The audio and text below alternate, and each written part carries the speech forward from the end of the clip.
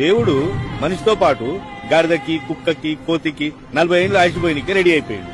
అప్పుడు కుక్క దేవుడా అసలే కుక్క బతుకు, రోడ్డు మీద తన్నులు తినుకుంటా బతకాలే, 40 ఏళ్ళు వద్దు, 20 ఏళ్ళు వాపస్ తీసుకో చాలు అన్నది. అప్పుడు దేవుడు ఓకే చేసిండు, కుక్క థ్యాంక్స్ చెప్పి. మరి గాడిద సేమ్ టు సేమ్ దేవుడా మూటలు మోసే గాడిద బతుకు 40 ఏళ్ళు అవసరమా అన్నది. 20 ఏళ్ళు వాపస్ తీసుకో అన్నది.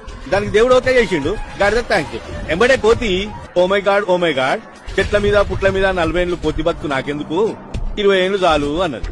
దానికి దేవుడు ఓకే చేసిండు, కోతి కూడా థ్యాంక్స్ చెప్పి.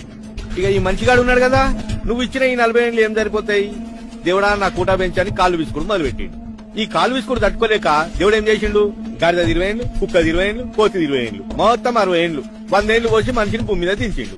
అప్పుడు మనిషి థ్యాంక్స్ చెప్పిండు. 40 ఏళ్ళు మనిషి లెక్కనే బతికిండు. దాని తర్వాత 40 నుంచి 60 కుటుంబ బరువు, పెళ్ళాన్ని పోషించాలి, పిల్లలను పోషించాలి, పిల్లలను స్కూల్లో దించాలి, తీసుకురావాలి, బరువులు బాధ్యతలు, అంతా గాడిద బతుకు. ఇంకేం మిగిలింది, కుక్క బతుకు. గాడిద లెక్క కష్టపడి సంపాదించిన ఆస్తులకి కుక్క లెక్క కాపలాగాయాల్సి వచ్చింది. కొడుకులు, కోడన్లు, మన్మరాన్లు దావత్తులకు పోతే ఇంటికి కుక్క లెక్క కాపలాగాయాలి. వాళ్ళు పెడితే బుక్కడి తినాలి, లేకపోతే పస్తులు వండాలి. కుక్క బతికి ఇట్లా అయిపోయిందా, ఇంకా మిగిలింది కోతి. 80 నుంచి 100.